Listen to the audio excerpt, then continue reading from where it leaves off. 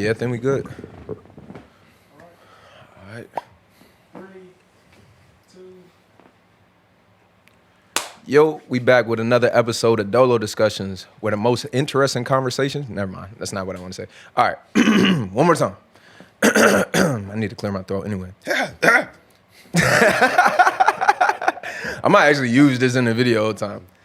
Yo, we back with another episode of Dolo Discussions, where the most important conversations are the ones you have with yourself. But today, we're going to have one with a special guest.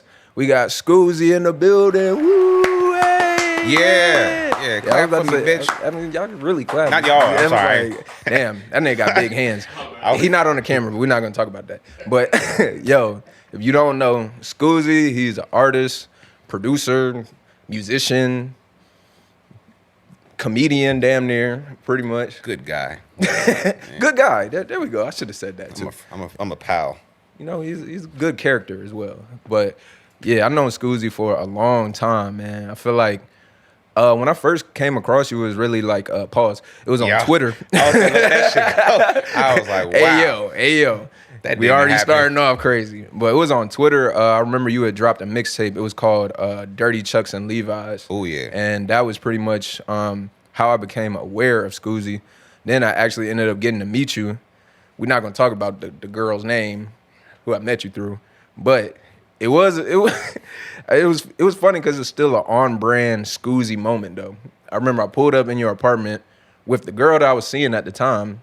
Apparently, y'all have been friends for a while.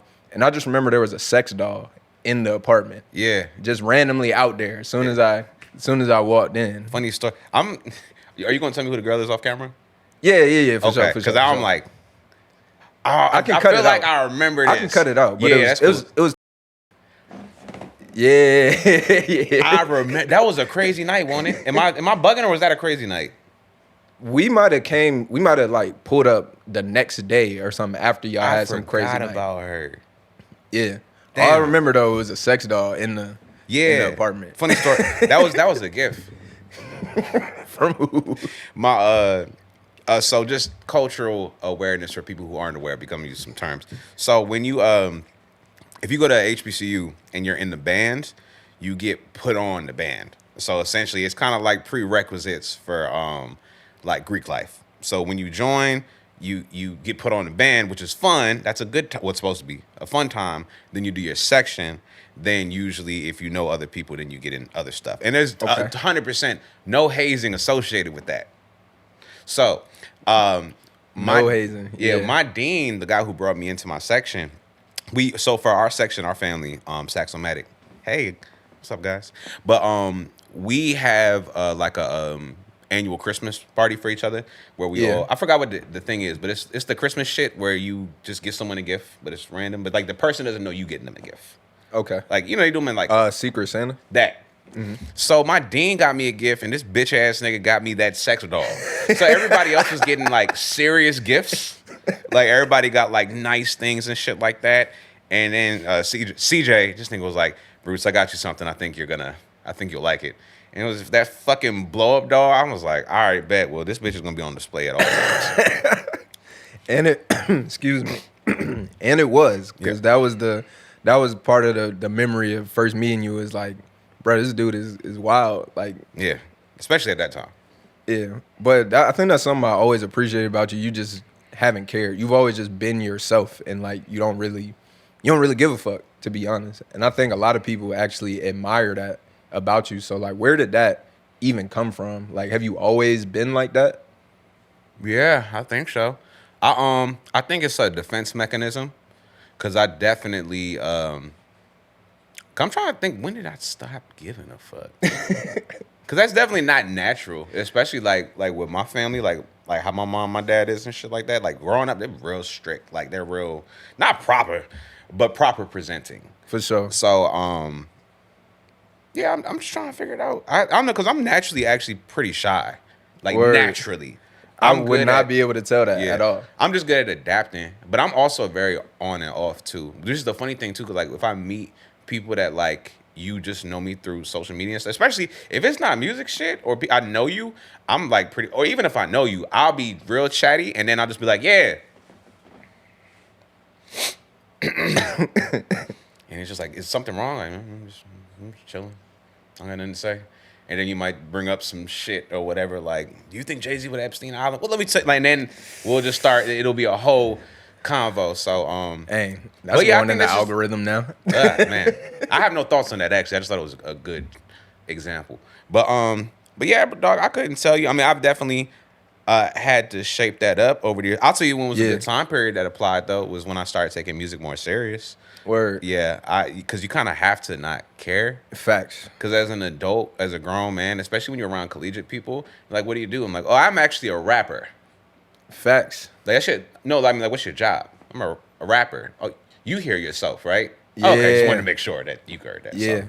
Now that's a good point because I remember around that time, matter of fact, I was actually with like some of my friends and whole time Dre is in here. Dre, I don't know if you remember this. It was one time, bro, we was riding back from Richmond and I low-key like snapped on niggas on some like Kobe shit. I was like, man, fuck all this partying and shit.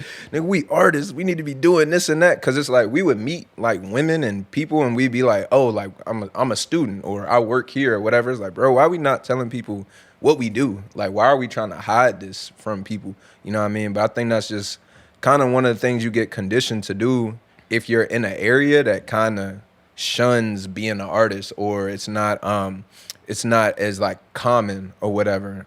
Cause I know for me in like high school, you could count on your fingers like how many people in the high school made music. Yeah. Now it's like everybody makes music. You know what I mean? So I guess speak a little bit about that too. Like, when did you start making music? Was that like in high school? Is that when you started to present yourself as an artist, or was it more so like in that collegiate era? It's been levels for me because I've never really not been doing. Well, no, I started being musical probably when I was like 10, not 10. Whenever in middle school that you like do band, orchestra, or choir. Yeah, because that wasn't even a thought for me. Because my family's not musical like that. Word. So God bless it that my grandfather actually had got me a saxophone because he likes music. He was visiting my grandparents on my dad's side is from St. Thomas, so they would come and visit us for like extended period of time or whatever, like summertime type shit. And so he just randomly bought a sax like from a pawn shop, and it was just like, here you go. And it was the same time I was going to middle school, so it was just like, okay, well, we have to pick one of these three things. I'm gonna go band. I already got a sax. Let me see what's up. And then once I got past that initial like, how do you do this shit, like amateur trying to play or whatever. Yeah. I was just great like immediately, like as far like I mean comparatively as great as an 11-year-old can be. Yeah. I wasn't like a little like Asian kids and shit that didn't like, a protege. Yeah, that wasn't happening. But it was just one of them things where it's just like immediately I was just like, it wasn't a question. I was like, oh, this is what I'm doing forever. Like, I'm not doing anything but this. And before I was like, and I was very articulate. Like I knew when I was 4, I'd be like, I want to be a paleontologist. Like I didn't say I wanted to study dinosaurs or whatever. And I was always looking, like even at that age, like 10, I was like, I knew I wanted to go to UVI and study marine biology. But as soon as I started playing sax, I'm like, nope, everything revolves around this. But then I think I was doing poetry when I was like 8, baby kid shit. Yeah. But once I think I got more into the culture when I was in I went to Woodside first out here for like 3 years, and when I was here, that's when I started, and a lot of other people was rapping too. My good friend Andreas Kane, he was like my best friend at the time. He started a band, DMV band, and it was like singers and rappers, and we played at Woodside Jam. I don't know if they still do that, but I think they do, actually. Good. Yeah. Yeah, but I did switch schools. I went to Bruton in Williamsburg my junior year, and when I did that, that's when I started like actually writing and taking serious because I hated that shit. But I'll say career-wise though, like just to jump forward, 2015 specifically, I remember. That's when I like really, cause I was rapping and stuff again, putting out mixtapes and stuff in college. But I just remember there was that period after college. Like, and when I say after, I don't mean like I graduated. Like college didn't work. You finished college. Yeah, and I was just poor, and I'm like, fuck. And so I had that moment, like that adult moment where you're like, okay, what am I doing with my life? Because I'm living on a couch in someone's crib, Veronica's apartment, if you know, you know. Veronica's apartment, yeah. But literally I was like, the fuck am I doing with my life? And then I like got a real job, and then I just kind of figured like, all right. And that's when I had that moment where I'm like, okay, are you rapping or are you not? That's like, because if you're not, then you need to focus on being an adult. But if you are, you need to take it serious. Yeah. And that's when I started studying business. And I would say the musing was the first project I put out at the time. You can't really get it now, but that's when I started taking the business structure serious. And I was just like, this is what I'm doing. I don't care how you feel, whomever. I don't care how you feel about it because I'm happy with myself, and we just gonna grow from there.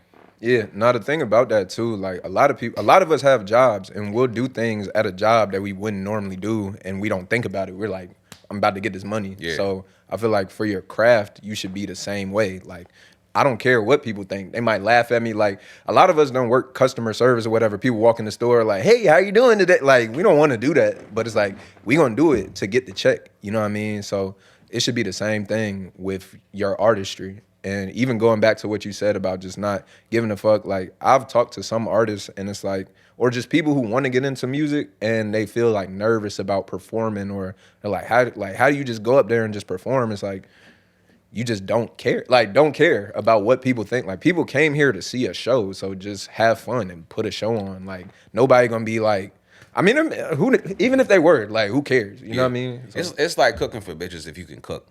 Like if you trying I to show think that was off, the and analogy. if you trying to show off and you want to do it up, you're gonna do it. But like if you want to act like an asshole, bitch, I was gonna eat anyways. yeah. So it's like I'm aware of the crowd, but at the same time, it's like you said, it's like, are you not? I'm like, yeah, I'm fucking nervous, but this was gonna happen whether you were here or not. Yeah. It could have been nobody, and I'm sure you've done the same. Like it has been nobody or just my team or an open mic, like where it's like 2 or 3 people, and that's actually, I like that. That's actually kind of fun. I feel more comfortable like that. Facts. I fuck up sometimes more. We had a moment like that in December where we had a show and it snowed. Like that was the first snow of the season. Okay. Like 6 random, we found out later, very Christianly people. It was like they just kind of popped up.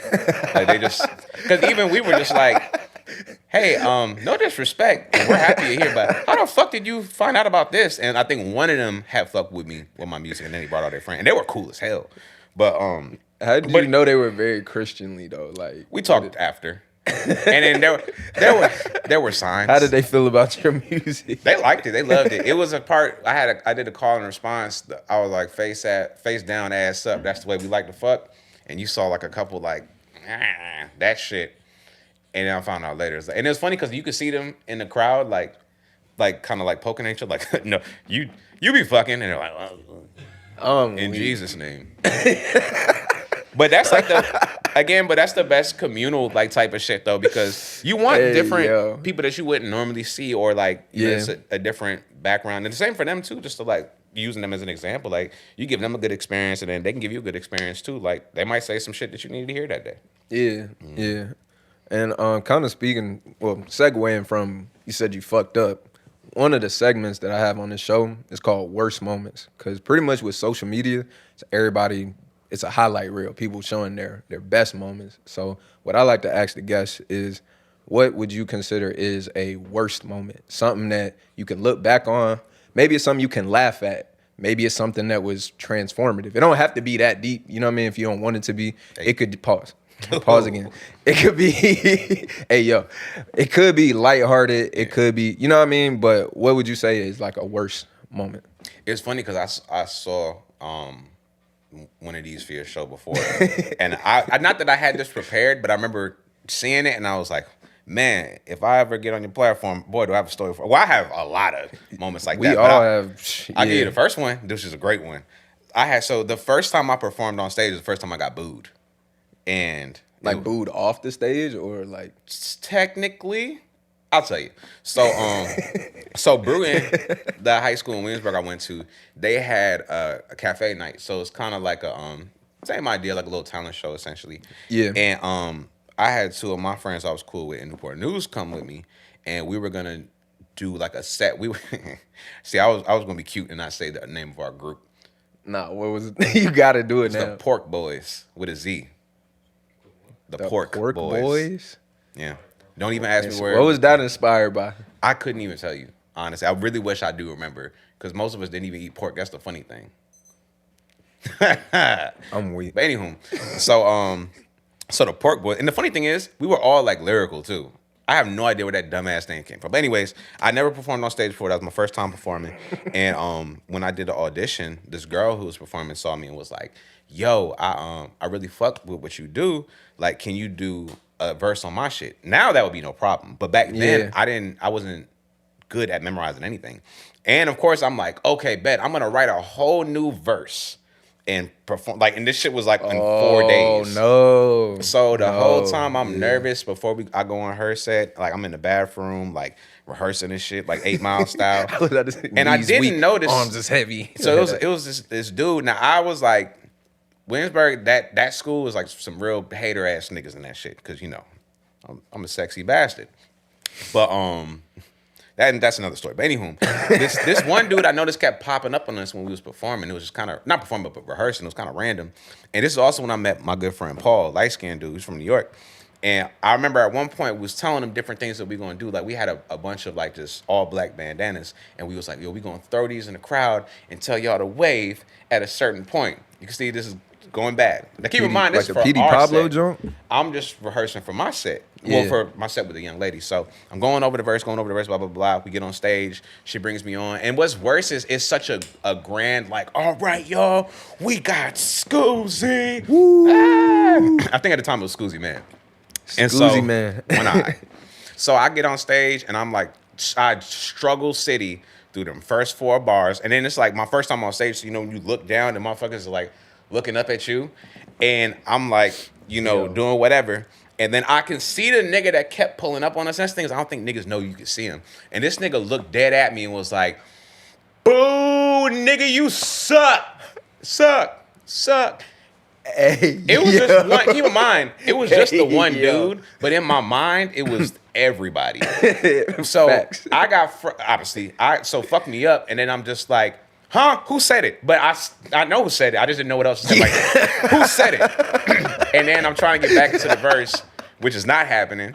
And then the whole crowd, they're like on my side, which makes it worse because there's nothing in the tank. I'm done. And they're just like, Bruce. By the way, Bruce is my first name for those who don't know. Yo. So they're just like, Bruce. And I didn't know what to do. So I got off stage and I started pop locking. Yo. And then I just walked away. You was in there hitting it. And dead ass. Which all They was hyping you. Hey, and then I just you know how walked, people be hyping. Then I walked away. And then my parents came up to me because they came to see me perform. And they was like, man, that was bad. We're going home. Yeah. When I tell you, like, worst case scenario. And then after my parents left, I was like, that wasn't that bad. And that was awful. I was like, I can do this for the rest of my life. And then I did my actual set, and I did great.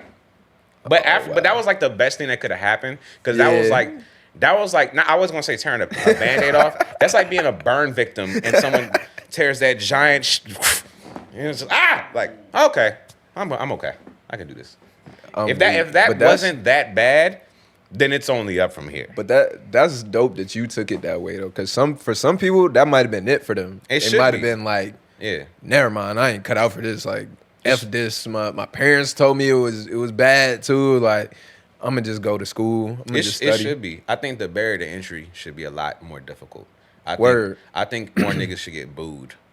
Word. Yeah. Because I get annoyed by people with a lack of resilience sometimes, and it just be crying about goofy shit, and it's just like, then go home. You don't have to do this. Facts. No, I got kicked off stage, and people always tell me, they always ask me, like, you know, do you get nervous before you perform? And it's like, of course you always get nervous, but it's like, bro, literally the worst shit possible has happened already. So, and I was able to come back from that. So, what is that really? You know what I mean? But I got kicked out of a pageant performance. Someone booked me to do a pageant at ODU. I didn't even go to ODU. Someone booked me to do a pageant, and they cut my mic off. And someone found my Instagram and was like, "On gang, you suck." I was like, where y'all niggas at? Yo. And I brought like a dozen people from Newport News with me too to the show. It was. And rough. they just cut you off like in the middle of the. They should have. They should have. It honestly. But did they not know like the music that you were gonna perform? Or that's the problem. So they booked me to play sax, and then I just want to be very direct. It was the Q's. The Q's pageant. They were doing the pageant for the ladies. Yeah. And they booked me to play sax. And then like a day before the actual shit, and now that I'm older, I know better now too. But at the time, I was just trying to get my shit out there. So they're like, hey, yo, man, we should. Also, I'd never seen a pageant before. So I didn't know pageants are formal. I'm thinking this shit's going to be lit. They're like, Yeah. man, we need to turn this up, dog. I'm like, oh, I rap. I was like, he was like, yo, you should rap instead of playing a saxophone, which is what we're paying you to. Can you Yeah. imagine now? Like, I'm doing like a cocktail hour for a wedding. And I'm like, man, we need to turn this bitch up. You know what y'all need? Freaks to the front, hoes to the back. Like, I mean, depending on what type of wedding it is, like, shoot, the weddings go I did get crazy paid, though. sometimes. yeah. You said you still got paid. Yeah, but it Okay. was they brought me. They brought me on stage on some hoe shit. So keep in mind, I'm an adult at this point. I'm like 20. Yeah. I'm like 23. So I'm out of college, but I'm still like young. Yeah. And they're like, Omega Sci-Fi, represents the community and likes to give struggling youth chances to do better. And I was like, is that for me? Now we have Skuzii. Oh, worse. Phrases. They go like, and now we have Skuzamaki. They just I'm gave up so on a weak. name, weak clap, and then I get up there, and then it's like all old ladies and shit dressed up nicely. Yo. And I was such a dickhead at the time. I was like, this shit is gonna be awful. Go ahead and turn me up. Molly, like it was rough. Ooh, it was rough. That was a weak. rough one. I'm weak. It was I'm fun, weak. though. That reminds me too, because I've been trying to think of a worse moment for myself too, and it gets difficult because I'm doing this every show, like Yeah. a worse moment. But I do have one, and it was a performance actually. So this was in Richmond. This was like 2012. It was for Epic Fest. I don't know if you remember Yeah. the Epic Fest that they was doing. Shout out to Octavian and them. Hell yeah. But I remember going up there and I meet up with my white boy Charlie. We was cool my freshman year. You already know it's gonna be a bad story. So in the VI, Charlie is slang for a dick. I don't know why it was just real funny when you said that. I'm weak. Man, please continue about Charlie. Well, a white boy named Charlie. Shout out to Charlie too. But I'm not saying that. All right, Charles. I don't think that was his name. But Shut. But look, I meet up with him, right? He knows I'm about to perform, so I'm like, Ray, I'm about to perform. He was like, oh yeah, just take a dab real quick. Like, you're not gonna get that. I'm like, bro, I'm not trying to get that high before I perform. He's like, oh, just take one dab. I'm like, all right, I'll take one dab.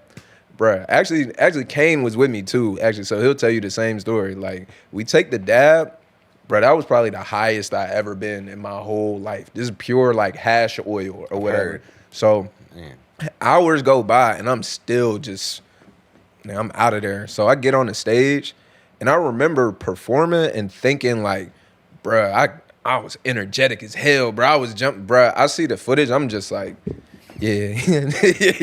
I'm like Jay-Z in the joint or whatever. And it was at one point, bro, like the music sounded so good to me because I'm so high. I'm on the stage. It's like I forgot I was performing. Like the verse was about to come up and I'm just like vibing, like, damn, this shit fire. And I just start like improvising. I start singing and shit. But it actually sounded good. It was actually all right for real. But like the crowd didn't know, but I was in no place to perform. And afterwards, I was like, bro, I would never get that high again before I perform. So that was probably the worst performance of my life. So shout out to Charlie. I'm not shouting out that, but shout out to that person. I'm weak. Yes, sir. So we're going to get into this next segment. It's called Thread It or Dead It. So basically, I'm going to read 3 threads. Either we're going to thread it, we're going to comment on it, discuss it, or we're going to dead it. Like, if you don't have much to say about it, if you just want to skip to the next one. So the first one is actually a good one for the local scene. So this person said, instead of demolishing MacArthur Mall, it should be turned into an entertainment hub. It could house clubs, stages, restaurants, and rotating indie shops. Norfolk doesn't really have a nightlife, and this could fill that gap. Basically what Waterside could have been. I would say turn it into affordable housing with a grocery store, but these property developers seem to think that $3,000 a month for rent is affordable, so I don't trust them. Eye roll emoji. I feel like niggas be having a lot of good ideas. but bad logistics. I feel like the concept is cool, Right. The concept. but logistically, I could just see this going bad in a lot of ways. Ugh.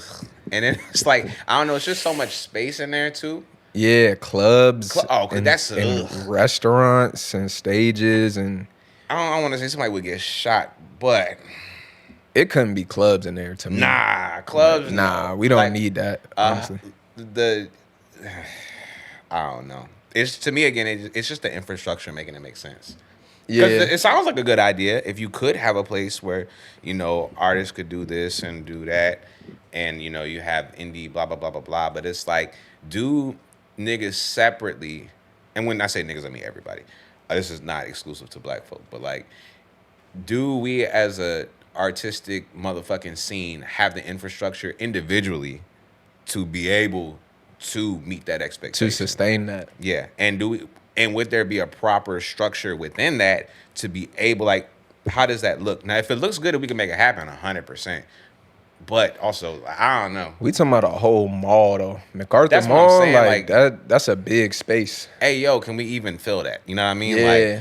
Like, that's my whole thing, and I'm sure we could. But again, it's just like, do niggas separately have they shit together business wise? Like, I couldn't do that right now. I'm sure I could work towards it for sure. Yeah. But it's just, would that be a good idea, or could we put that space to better use? Yeah, and I feel like there could be a build up to that. Like there's smaller spaces. Like I mean, because even what they're talking about, it kind of reminds me of like Selden Market a little Yeah. bit, where there's the shops there and they throw events in there. It's not necessarily like a mall, but it's kind of a similar type space. You know what I mean?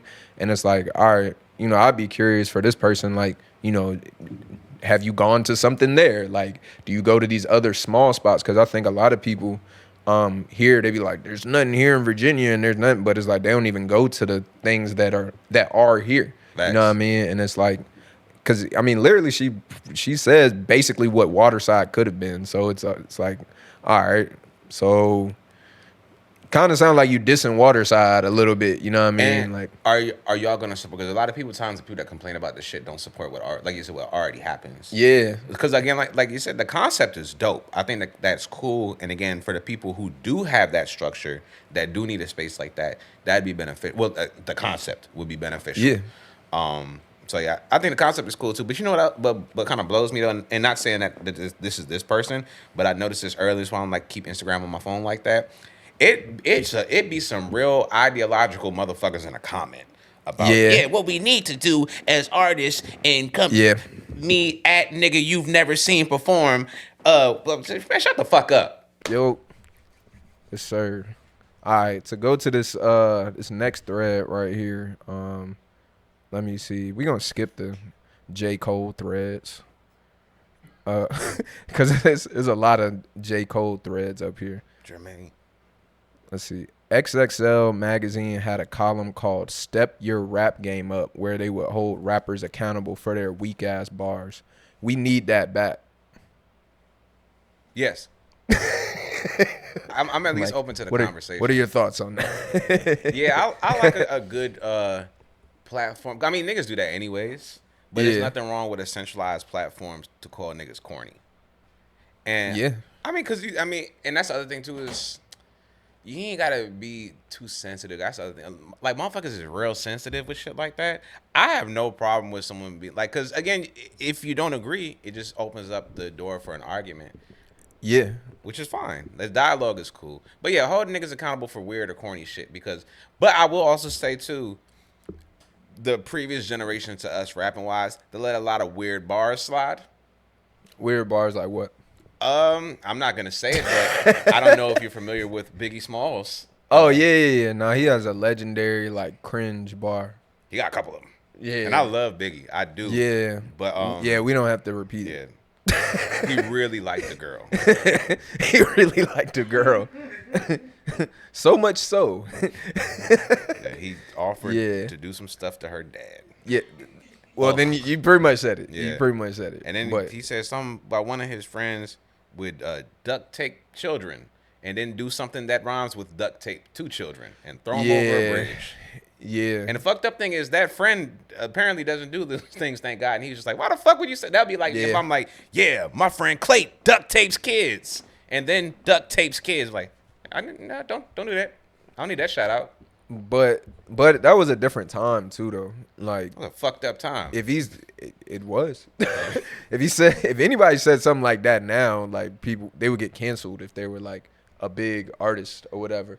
But I feel like there's always been hip hop where it's kind of like shock value hip hop, and I kind of feel like we still have a lot of shock value hip hop now. Oh, for sure. If anything worse, it's Like, so much more. Especially with, I hate to say it, but like the female rappers, I feel like that's a lot of female rap I hear is like, what's the most shocking like sexual thing I can say? Every bar, like that's like it's like a formula now, and it's like that's why it's so popular, because it's like, oh, we've never heard women say these type of things. You know what I mean? And it's like I was thinking about that the other day, like, dang, a lot of that is like shock rap, but it's just like a woman's version of it. Yeah, I don't want to skip ahead too much and get into the album. I'm just gonna use something as a reference. No, for sure. That's why I like my new song Breathwork. I intentionally tried to go as less freaky as possible because I'm a previously as much freaky as possible, nigga. But the market then got so saturated. It's corny. And again, it was cool. It's like that shit was like more cool at that time when you're younger, like 20s and stuff. It's like, yeah, no one was talking about eating ass in songs. Everybody was talking about eating ass in songs. It's not special no more.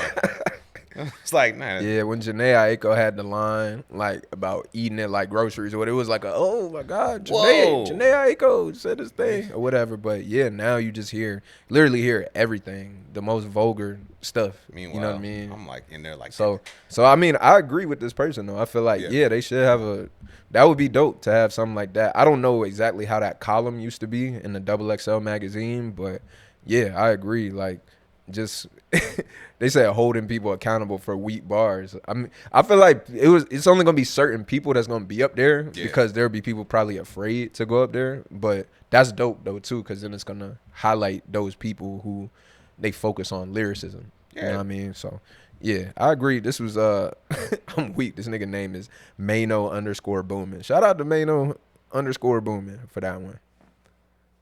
But all right, we're gonna get to the next one here. All right, this has definitely been a topic of conversation.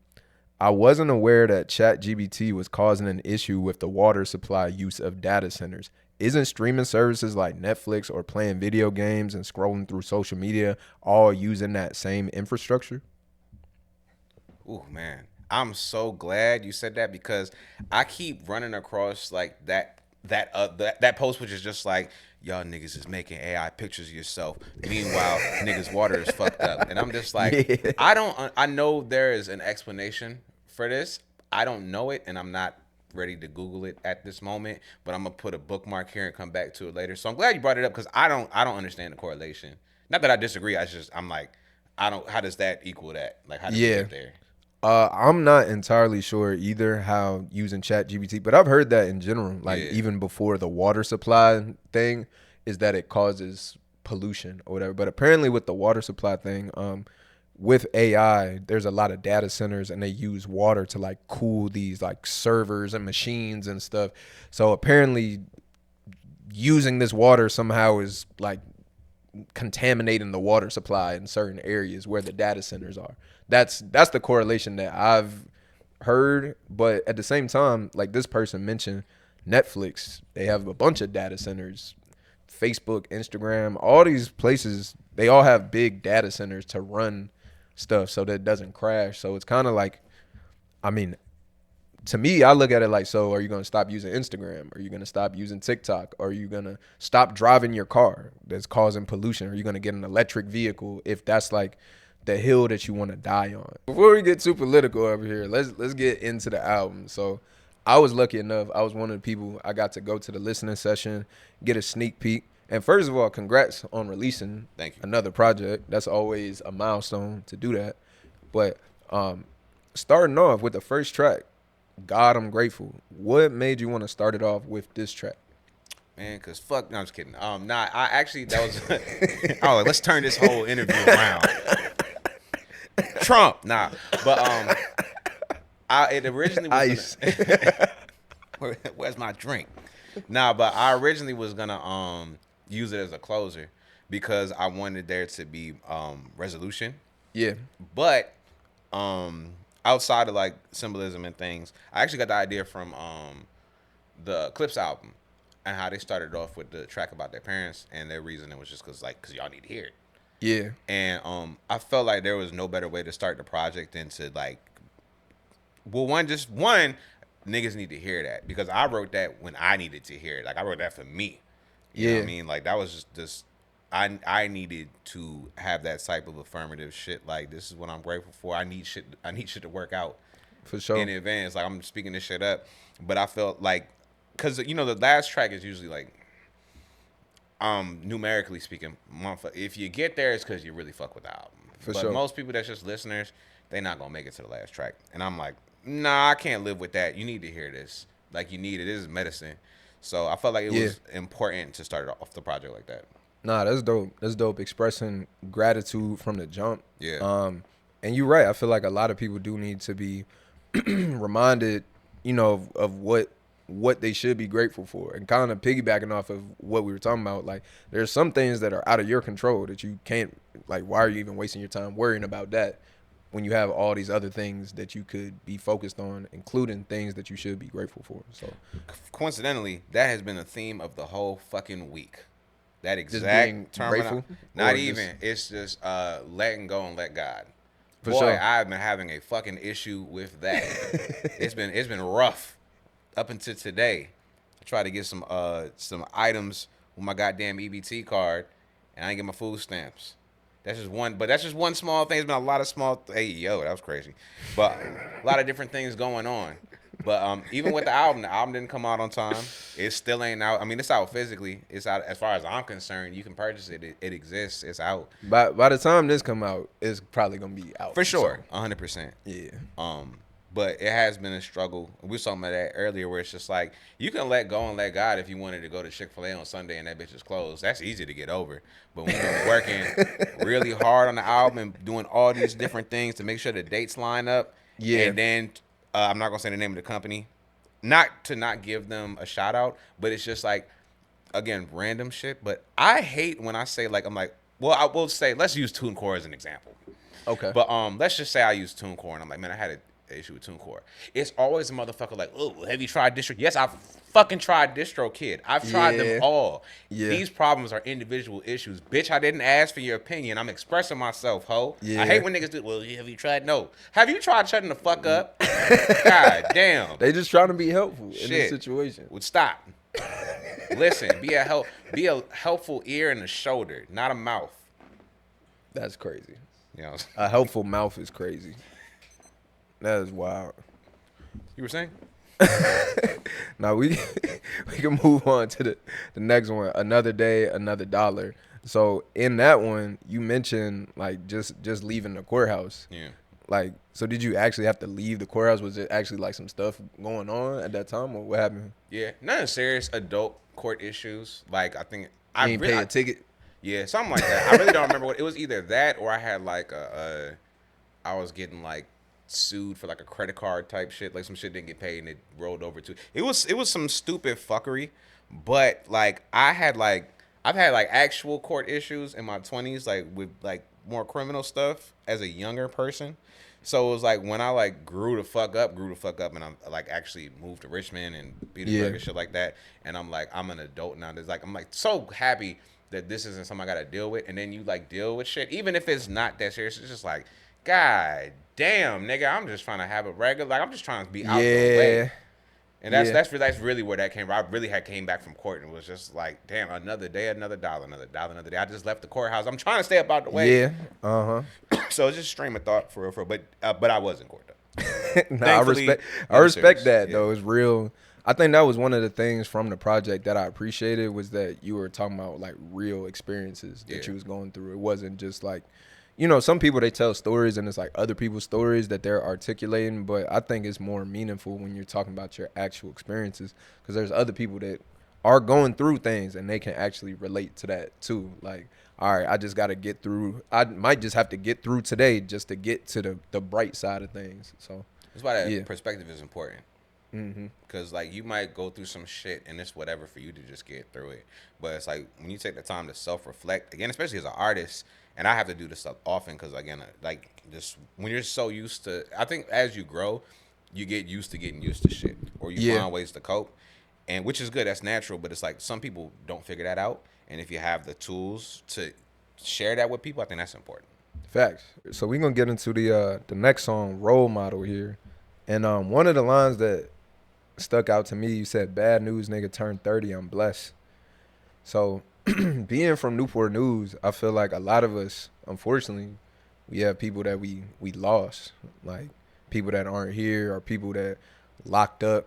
I know for me, like personally, I grew up in a neighborhood where it was like on my street, there was 3 of us that had basketball hoops and people would come to our house. One of them, his name is Brandon Peanut. He got shot and killed when he was 25. Rest in peace. My other friend, Tez, he in prison for like 60 years. God damn. You know what I mean? So it's like, if you think about it, it's like we lived on the same street, all 3 of us. And so like, you know, sometimes I'll have moments where I think about it like, damn, like technically speaking, I was supposed to be a statistic. Yeah. You know what I mean? And it's like, you know, even Dirk, he had a song like I'm touching 30, and it's like, dang, that's actually an accomplishment for a lot of people to even see, you know, 30. And so what I was telling my story, but I guess like what made you like say that line specifically?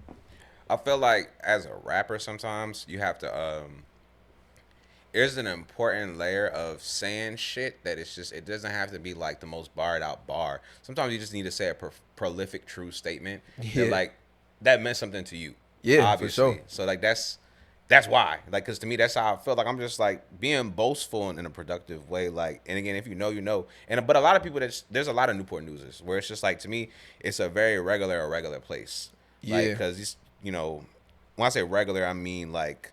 It's not like niggas is out, like everybody's in the projects and like Yeah. roaches and rats. Like, nah, it's like regular suburban houses and living and shit like that. But you can still die like you live in the projects. Like, you can still be very, very fucked up and impoverished and shit. Or you might be in a big rich ass house and then one street down there's some fucked up shit going on. Facts. So it's like quote unquote regular shit, but it's like a lot of fucked up shit going on too. And them statistics don't lie. And it's crazy because it's like sometimes when you submit to that level of thinking, which I'm guilty of that, and again, at some points I had no business doing it because thankfully I had a lot of opportunities that a lot of people didn't have. Yeah. But my mindset was just so stuck on that, and that was my experience as far as being around a lot of people, and again, same shit. Either your friends passing away, or niggas passing away, or just like you look on the news, like even before I moved, like I was working a regular job, I was doing regular shit, but it was just some of the stuff I was around was so stupid, like. Yeah. Then I was living in it's a nice neighborhood in Hampton by like the movie theater. I forgot the name. No, we good. Okay. We good. It's recording. Yeah. I think Michael Creek, something like that. I don't know. I'm not too familiar with Hampton, but it's like a nice. I was You're not talking about Farmington, are you? I don't know, but it's like it was a cool little place. But I was living in that house in the house with a friend of mine. And I just remember I got off work one day. I was working at Navy Federal. And I was just stressed out because I was like trying to figure out if I wanted to stay or if I wanted to move. And I like heard someone outside get shot. I found out later in the head, and like crashed into a house. There was someone was just like chilling in their car, and like like before you go in the house type shit. Sometimes you might like check your phone or some shit like you shouldn't, but like say you're doing that. It was like some shit like that. Bro just got off work, somebody pulled up, popped him, nigga crashed his car into some shit. And I just remember like I was so like low at the time. I remember hearing all this not without the concept. Just imagine you in your room. I don't got no TV or no internet, and you just hear like pop, crash, police sirens, this, and that. And then it was time to go to the studio. I was going to the upper room, and when I left out of like the driveway, I just seen like all the cop cars and shit. And when I got to the studio, niggas was talking about what happened. And again, I didn't know the person, but it was just like I'm just tired of this shit. Like it's just blows the shit out of like. So it's like going back to that line. I think sometimes when you get so used to the idea that you might not make it past a certain point, and then you turn into, quote unquote regular adult, now it's just like, damn, I didn't properly structure my goals or my lifestyle to be like, to grow. And it's like, now I'm kind of like on some goofy. And then granted, like niggas get past that, but like when you do get all that, at least for me, and you do have a plan, you do have like, you know, you're a regular fucking adult, and I'm just like, shit, bad news, nigga hit 30. I'm blessed. Like, it's like the opposite side of that, where it's like, nah, I figured it out. I'm cool. I'm good. Yeah. We passed that. Like, it happened, but we here now. Yeah, nah, I definitely, that line resonated with me for sure, and just the concept of the song, like role models. I feel like a lot of us, you know, speaking about growing up in Newport News and just everywhere, a lot of us like didn't have role models or mentors. So, how would you like? I mean, well, would you say that you had like a role model growing up, and if you didn't, how do you feel like your life would be different if you had like a role model or a mentor? Yeah. I would say on an adult level, my parents were great role models. But in regards to the song, this is more so on a like a business level. For sure. Like in regards to pursuing music for me, the biggest problem I've had, and some of us we've spoken about this off camera, but like the biggest thing for me has been structure and information. Yeah. When people get to certain places and stuff like that, the biggest thing for me, and granted, you can Google certain shit, or now you can Chat GPT certain shit. Like, information has always been the biggest struggle, and that was my thing for like where I'm at now in my music career was just like I'm not waiting no more. I'm not looking for, like if I can find management or other people to help me with info, cool. But that's why I'm just like, man, nigga, I am the role model. I am the example. Ain't nobody else doing this like me or my peers, et cetera, and we figuring it out as we go. So that was more so like the concept for me. That's why I said like on there like the yeah, ain't give me like when you know, yeah, you ain't got the answer, Sway. That's what I was referring to, because it's just like, well, nigga, neither did you bitch ass nigga. Yeah. Now we see that none of this aged well. Right. Exactly. At least for me. So exactly. Nah, I rock with that just mindset in general though. Like, especially at this point, because it's like you could look for somebody to come in and like give you all the game and all the sauce or whatever, but it's like it's so much information out there. And like I was talking to somebody about it just before we started. Like YouTube University out here, there's ChatGPT. There's a lot of resources for us that a lot of people never had. You know what I mean? So yeah, no, that's dope. Jumping to the next song. This is actually my favorite song on the project, because I love like the melodies and the vibe and everything. But Nola. How you say? I don't know. I feel like if you're from there, you say Noya, don't you? I'm not gonna lie. The second you said it, I immediately started being like, "How am I going to pretend like I knew that?" We from the Noya. Yeah, like I was just like, "Yeah, that's exactly how I've been saying it." Noya, baby. But what inspired that song though? I just love New Orleans. We was actually me and Bianca, my fiance over there. Woo! Hey! Shout out there. We planning on going there for our honeymoon. But okay. I've been there a couple times, and I've just always loved it, like the atmosphere and stuff like that. And in the back of my head, I'm just like, man, I would love to come here with like good company, like someone that would like. So it's always been like a goal for me, especially financially, where it's just like when I got enough money, I would love to just go to New Orleans and have a good time, just eat some good food. It's like the perfect place for me. I like weird, spooky shit. For sure. I love musical shit. I don't love turning up anymore. So it's just like the perfect place for me. Like when I was little, I like read all the Vampire Chronicles, like Queen of the Damned, the Interview with the Vampire. Yeah. But that shit was like high level writing, talking about New Orleans. And to me, when I was still developing as an artistic nigga, that's like my first like piece of literature that like it painted it in such a way for me that's like it's always something I've been like enamored with. So the representation of the song is like a piece of a fantasy, like it's like the most highlighted area where it's just like man, I just want my feet up in New Orleans. That's how I felt. I think I wrote it when we came off tour, and I'm just like, dog, I would just love just to be able to, from music, like take me and my homies and everybody at work and just treat us and just go to New Orleans and go there and get my dick sucked and have a grand time. And that would be just peachy. Well, and I wrote a song. But speaking of, you said weird, spooky shit or whatever, I actually went to New Orleans, and it was weird. The Uber driver, I'm in an Uber with, it's me. We went for my homegirl's birthday. It's me and this couple that I just met or whatever. And maybe that's why he asked us this question. But the Uber driver's like, oh, y'all going to that swingers convention? I'm like, we like, nigga, what? Hell no. What type of? He was like, yeah, me neither. yeah, facts. We was like, nigga, you going, nigga? Your freaky ass. Let me turn this Trina off. But that was literally like one of the first experiences being in New Orleans was him talking about that. So if y'all are into that, apparently they be having swingers conventions down there. The hoes is cool, but You know. we don't need no extra, no Charlie, please. Cool on that. No, ain't that type of party. But nah, that's a dope record though. I could definitely hear the like you said, it's kind of the fantasy, not that type of fantasy, but of being in New Orleans and just the vibe of being there. So that's dope. It's the eye of the storm, like as far as the album is concerned. And you can musically you can hear it transitionally between that song and Lottery Ticket, because Lottery, I know you probably about to go into that, but yeah. You can hear the transition where it's like we're going from like smiles and fucking sunshine and tequila shots. Yeah. All right, where's this? Man, we're getting really happy really early. Like, yeah, we are. Nah, for sure. But yeah, speaking of Lottery Ticket, I feel like you've said that that's your favorite song. Oh yeah. Like at least I remember you mentioning that at the listening party, and I love the transition from Nola. I'm gonna say Nola.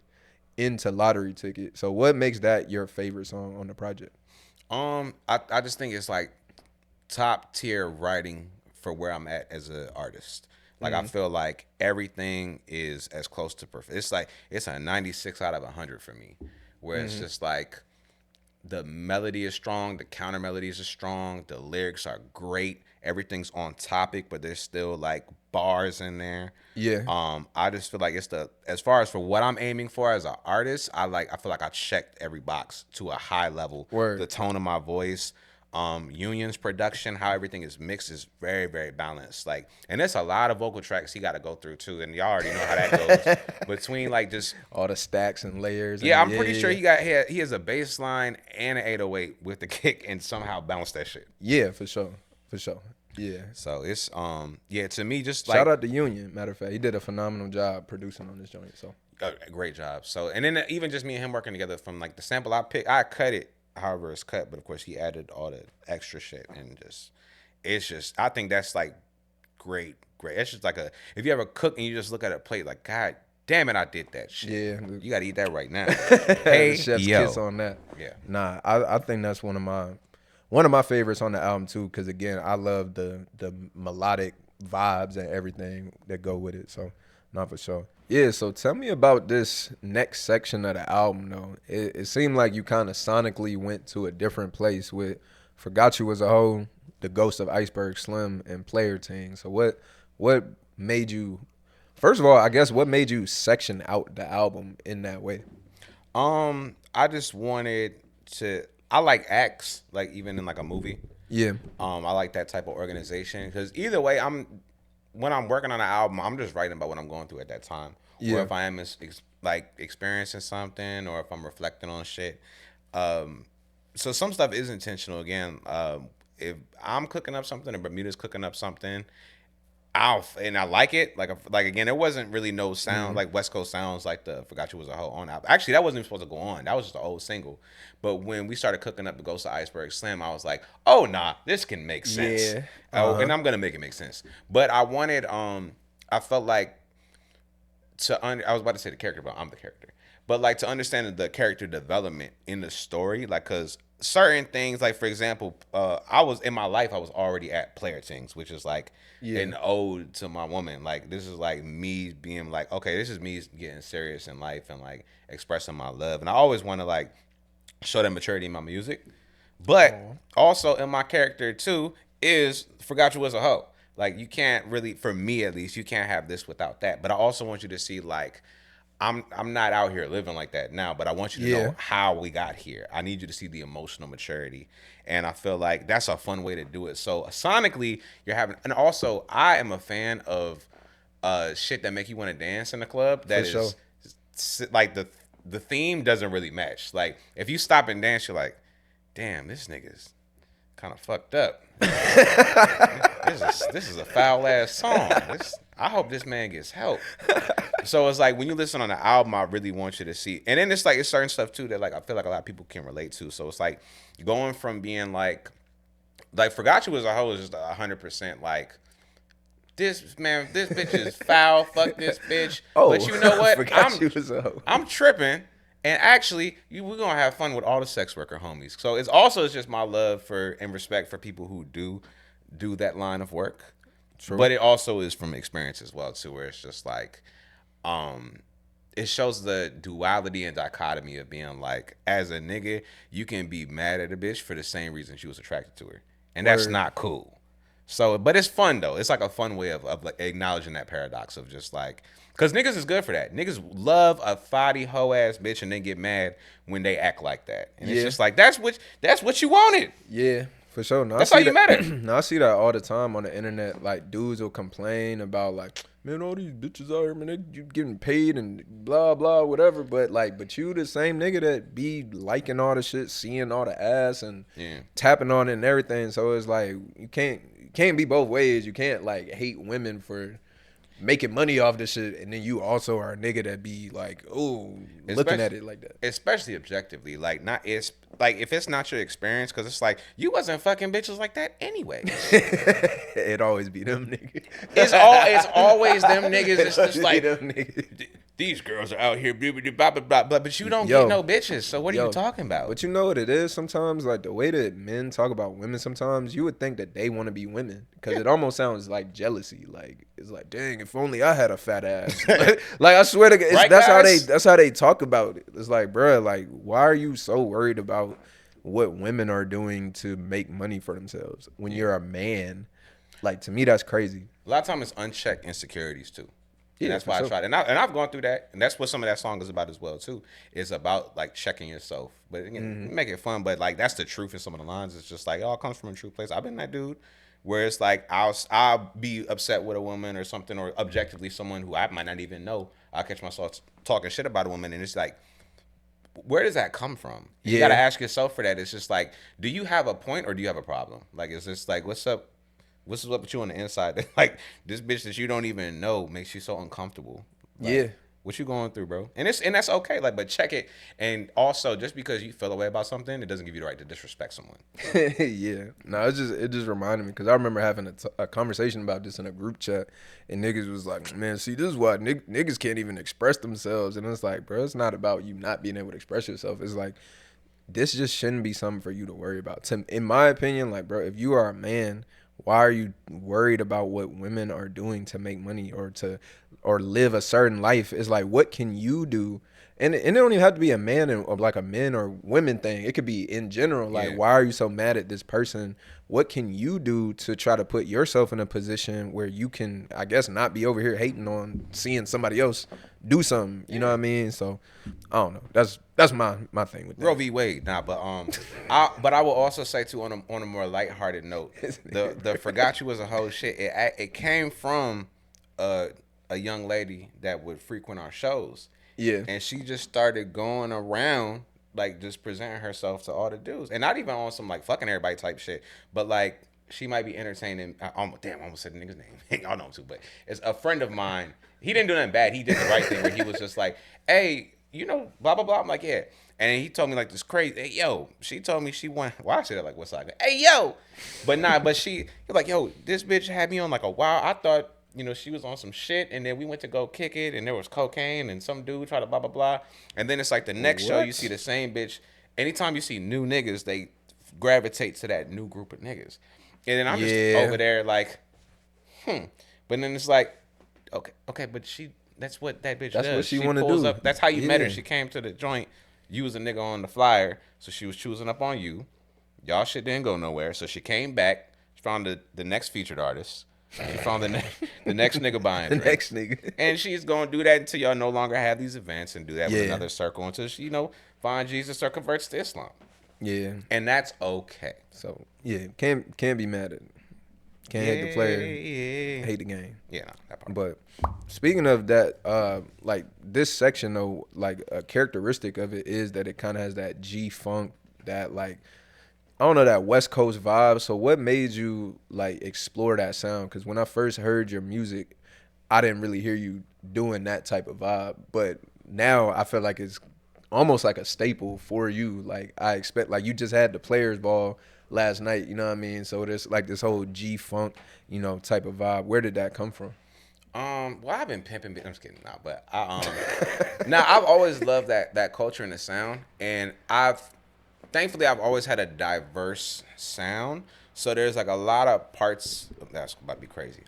Uh, sounds in my music that you haven't experienced just because of the different timelines of when I release shit. I've had freestyles over like Snoop stuff and shit back in the day. Word. But this is like probably on MySpace music somewhere. You know what I mean? Yeah. Lost in the files of like an old computer or whatever.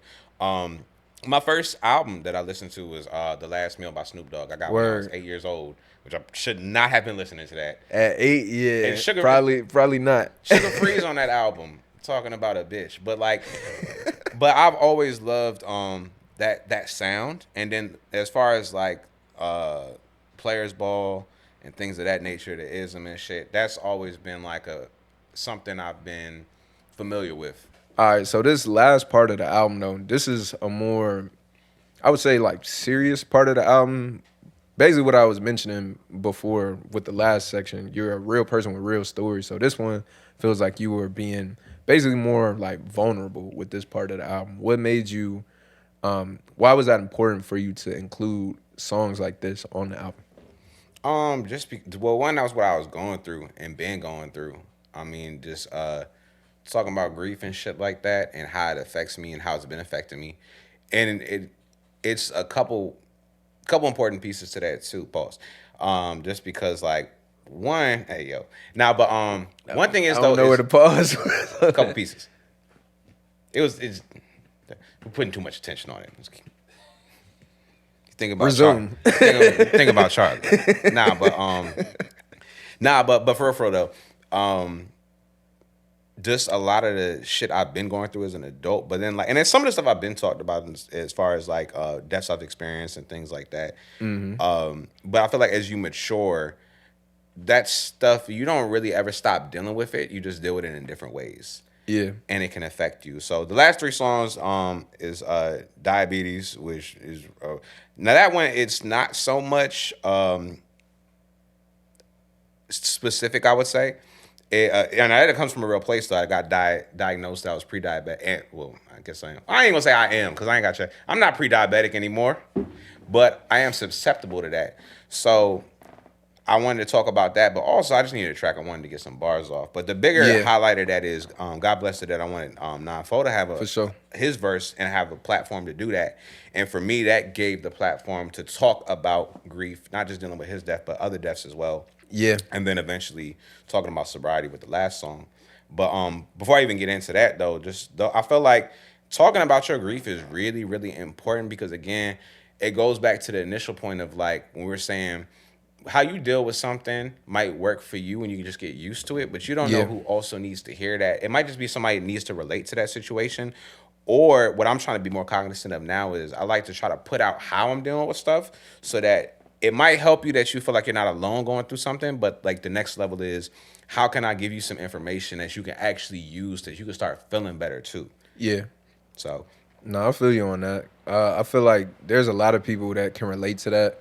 And again, kind of with social media, it's always a highlight reel. Everybody's sharing the best things about themselves. And not to say that social media is the place to share all your most vulnerable things and what you're going through, but I do think it's important, especially as an artist, like to artistically be able to do that. And I think when you do that, it actually can help you like understand how you feel when you kind of force yourself to like I always tell people if they're going through something, like, yo, you should talk to somebody about it or talk in some type of way, write it out. It could just be to yourself. Yeah. Because when you have all these thoughts just going on in your mind, it's just all over the place. But if you talk to somebody or if you have to write something, you literally have to organize your thoughts to be able to do that. You know what I mean? It's funny. I'm glad you said that because I didn't even think to mention that. That's actually like the best way for me to deal with stuff.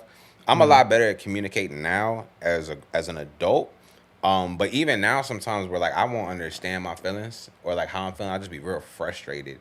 But if I start writing, I can get it out like that. Yeah. And so, because sometimes, especially, I think that's how Good Grief was written. Because I was just like fucked up, and I'm just like, and I'm usually pretty good. Like, I really don't have too many bad days, honestly. But when I am down, I'm just like, damn, like what the fuck is going? Sometimes I just got to start writing about how I'm feeling. Um, so I'm really glad that you said that because that's where a lot of that does come from as well too. Yeah, nah, for sure. And I think that's really important. And I think your message on the last song, the easy way to control alcohol, is really important. And even at the listening session, you know, there was somebody there who she mentioned that like, oh, this really like, you know, I needed to hear this. Yeah. You know what I mean? So, what exactly inspired that? And like, if you care to, you know, share a little bit about your journey.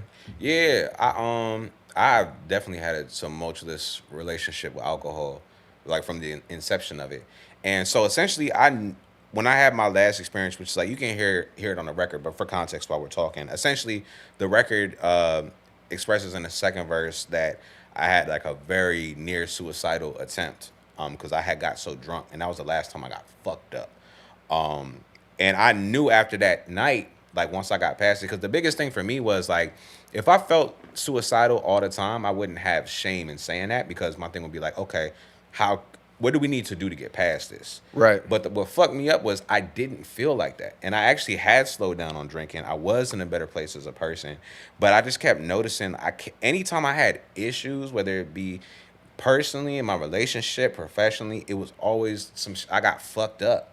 And whether it be me yeah. or the circumstances around it, the environment was conducive with like bullshit. So Yeah. I was like, the common denominator was always the alcohol. So I knew I needed to say the story because like even for me, like the next day once I got past it and you know everybody got cool, I like prayed on it and I was just like talking to God and I said it on the record too. Where it's just like I know I'm not drinking like this no more. I'm not gonna say I'm never gonna drink again, but I know at least for now we turning the faucet off. But I like what I prayed on was I was like, how can I be of service though? Like what can I do like to make this mean something? Yeah. And I knew I was gonna share the story, but again talking about like process and stuff, I had to figure out, I was just like, all right, well, I don't want it to just, because the other thing too was as I grow as an artist, I don't want to just be venting all the time. There's nothing wrong with that. Yeah. But my intention is to be a service. So I'm just like, okay, how can this work for me and the message? And I was just like, okay, I know I want to stop drinking. How do I start drinking? And that was really what the song was about, where it's just like, how did we start this? Because when I really look back at my relationship with alcohol, because I never was like bred to be a drinker. Like my no disrespect to my father, but my dad used to drink a lot, and not even on some like sad boy shit. We just a Caribbean family. Niggas get turned up. Like my mama don't drink like that, but her family does too. They country. Yeah. So it's just like, so it's not like niggas is fighting and it's sad. It's more like turn up party. But I grew up in that, so it's like that's Caribbean culture.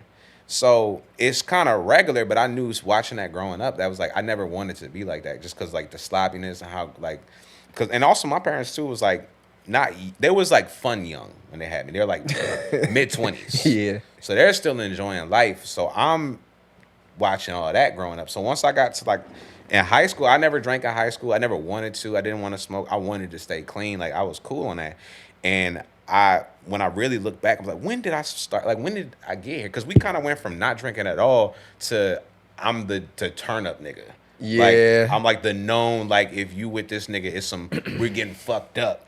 And I'm like, when the fuck did that happen? And I really looked and I'm just like, damn, I had some shame associated with the first time I started drinking, which I'm not going to get into that because you can listen to it. But like, essentially, I had a really fucked up situation happen when I was a young man that I started drinking because I couldn't deal with it. And it turned into partying and having a good time. And then for me too, it just got embarrassing the older I got and the more like I was like not having fun drinking. When I see people and they're like, oh, this fucking guy, this nigga's crazy. Yeah. Remember that? And it's just like that shit getting embarrassing. Hell no. Especially as an adult. Like you don't want to be that fucking guy. Like I know too well myself. Yeah. See, I just did it now. I just went. I got some stories myself. Yeah, but I want to congratulate you. Thank you. You know what I mean, on the sobriety. You know, I'm on a similar path myself. It's been 2 years, so Hey. you know, shout out to us. You know, air high five over there. But yeah, I definitely think for me, like, it's like I had somebody ask like, how's my mental health recently, and I said it was good, and I feel like one of the main reasons is because I I am sober Yeah. more than I was before. So I think that's, it's something important out there because, for a lot of us, yeah, it might be family or we go to college and it's like college is you drink, drink, drink. You That know what I part, mean? So yeah. we just get conditioned to drink, and it's like you do have a choice for real. You don't have to drink. I know one of the things for me, I was thinking like, dang, it's like people gonna think I'm like lame or boring or something like that. Maybe I don't get as invited to as many things anymore, but it's like, nah, people don't. A lot of people congratulate me. A lot of people is like, dang, bro, I respect that. I like appreciate that you doing that. You know what I mean? So it was actually not that I was doing it for other people, but it was surprising to me, like the reception that I got from it. So, just a message to anybody out there, like, Yeah. if you do want to give up drinking, it's fine. It's not lame. It's not corny or whatever. Like you can do whatever you want to do, and I think that's the coolest shit you can do is just be yourself. Yeah, and just control yourself too, because we have like a really. I think the problem with drinking specifically, one, we got an alcoholic as culture.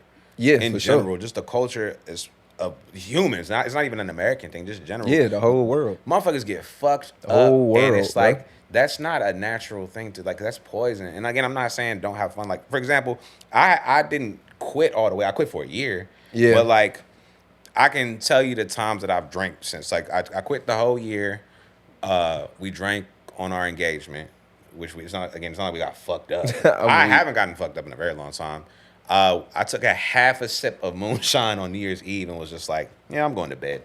And then, ironically, we drank yesterday to celebrate the shit. But again, same thing. It's like, we're talking about a cup, but like my spirit is different. Yeah. Like even that, like even drinking yesterday was fun. I'm just like, I'm not going to do this for another like 5 months. Like Nah, it's cool, yeah. but I'm like, but that's what I'll say is like that time that I took away from it, it made me realize like one again I don't really care for it. I'm cool.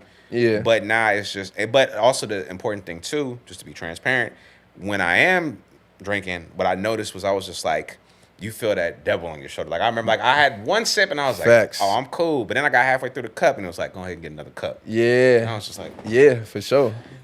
For sure. It's that and cut that's what water it is. demon. That's I'm weak. Calm down.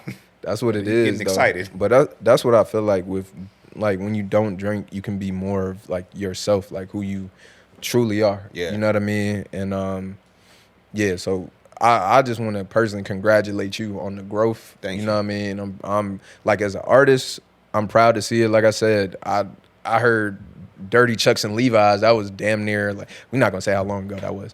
For real. I couldn't tell you. We getting up there though. Yeah. You know what I mean? But as an artist, as a person, so it's just really dope to see. You know Thank what I you. mean? So I appreciate you coming on the platform. You know what I mean? Congrats again on the album. So let people know where they can find you and where they can listen to the album. Yeah, well, if you're trying to find me or anything I'm doing, you can take a left and go straight to hell. I'm kidding. Nah, but Yo.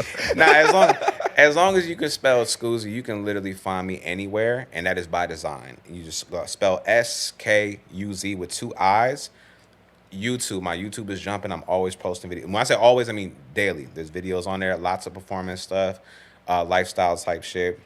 Instagram, same thing, Skuz with 2 I's. Just Google me. I'm everywhere but OnlyFans. Google me, Literally. baby. Apple Music, Spotify. If it's a platform, I'm on it. If you still got a CD player, guess what? I'm selling CDs on a bitch. You can get them too. I got everything that you need. If you like merch, oh wow, don't I look comfortable in this cream? Don't ask about the octopus hoodie.